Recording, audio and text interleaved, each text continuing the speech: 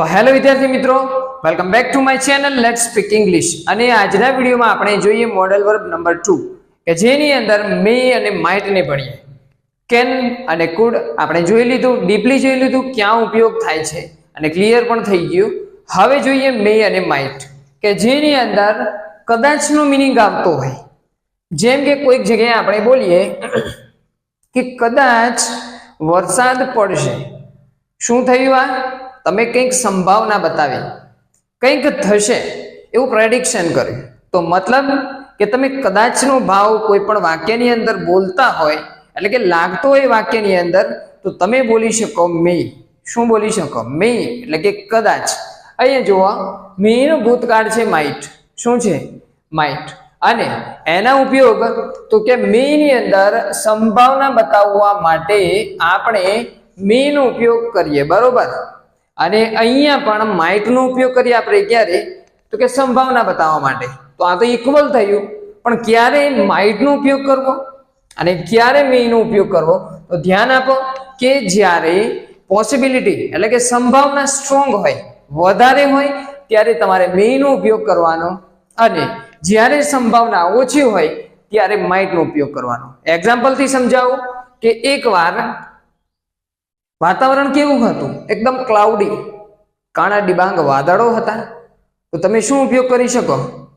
કે વરસાદ તો પડશે જ. એટલે ફિક્સ થઈ ગયું કે પડશે જ નહીં, પણ સંભાવના વધારે છે કે વરસાદ પડશે. પણ જ્યારે મોન્સૂન જ છે, વાતાવરણ ક્લિયર છે, થોડું થોડું ક્લાઉડી છે, તમે શું બોલો છો? કદાચ વરસાદ પડી શકે છે. આ શું થઈ ગયું? બંનેની અંદર તમે સંભાવના બતાવી, પણ એકની અંદર સ્ટ્રોંગ એટલે કે વધારે સંભાવના હતી અને બીજાની અંદર એકદમ થોડી લેસ હતી એટલે કે ઓછી હતી. અહીંયા જુઓ કે ઇટ મે રેન ટુડે, આપણે મે નો ઉપયોગ કર્યો, બરોબર. અહીંયા પણ જો સેમ વાક્ય છે, it may rain today, it might rain today. બંનેનો મતલબ સેમ થયો કે કદાચ વરસાદ પડી શકે છે. પણ ક્યારે મે નો ઉપયોગ કરવાનો? જુઓ, બીકોઝ કઈ કારણ બતાવેલું છે. શું? Atmosphere is cloudy. કેવું છે? એકદમ ક્લાઉડી છે, ક્લિયર નથી. તો શું થયું? વધારે સંભાવના છે વરસાદ પડવાની. એ પ્રમાણે અહીંયા જુઓ કે it might rain today because the atmosphere is clean. વાતાવરણ કેવું છે? ક્લીન છે. ભલે મોન્સૂન છે, પણ સંભાવના કેવી છે? એકદમ લેસ છે, ઓછી છે. માટે આપણે શાનો ઉપયોગ કર્યો? તો કે માઇટ નો. ક્લિયર થઈ ગયું? બીજા નંબરમાં જોઈએ કે આપણે નાના છે ત્યારથી બોલતા આવીએ છીએ મે આઈ કમ ઇન સર. તો સેકન્ડની અંદર તમારે ઉપયોગ કરવાનો શાનો? પરવાનગી માટે મે નો ઉપયોગ કરવાનો, બરોબર. જેમ કે પરમિશન માટે એટલે કે પરવાનગી. અને કેવી પરવાનગી? તો કે તમારાથી મોટા હોય, બરોબર, જેની રિસ્પેક્ટ કરતા હોય, એમના માટે તમારે પોલાઇટ વેમાં એટલે કે વિનમ્ર ભાવમાં તમારી પરવાનગી મેળવવાની હોય તો તમે મે નો ઉપયોગ કરી શકો.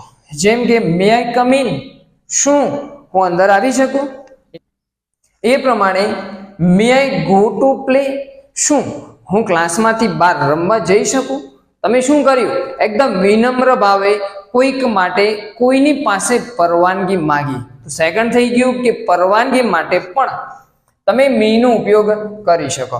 અને થર્ડ ની અંદર ઈચ્છાવાચક વાક્ય એટલે કે તમે કોઈકને સારી ઈચ્છા હોય એવું કહેતા હોય. જેમ કે કોઈ એક્ઝામ આપવા જાય છે તો તમે કહો છો બેસ્ટ ઓફ લક, કાં તો મે યુ પાસ ધ એક્ઝામ, એટલે ભગવાન તમને એક્ઝામમાં પાસ કરે. શું થઈ ગયું? આ તમારી ઈચ્છા છે. કેવું સેન્ટેન્સ બોલ્યા તમે? ઓપ્ટેટિવ સેન્ટેન્સ કાં તો ઈચ્છાવાચક વાક્ય. જ્યાં તમારી ઈચ્છા કંઈક સારી હોય તો એવા વાક્યની અંદર પણ તમે મે નો ઉપયોગ કરી શકો. જેમ કે કોઈની બર્થડે હોય તો તમે શું બોલો છો? મે યુ લીવ લોંગ, તું લાંબુ જીવીશ, બરોબર. તમારી ઈચ્છા છે માટે એવા વાક્યની અંદર પણ તમે મે નો ઉપયોગ કરી શકો. જુઓ, મે યુ લીવ લોંગ અને મે યુ પાસ ધી એક્ઝામ. તમે કંઈક ઈચ્છા જાહેર કરો છો, બરોબર. તો વિદ્યાર્થી મિત્રો, આ છે મે અને માઇટ નો ઉપયોગ. કન્ફ્યુઝ થાય એવું કંઈ જ નથી. વિડીયો ગમે છે લાઈક અને શેર કરો.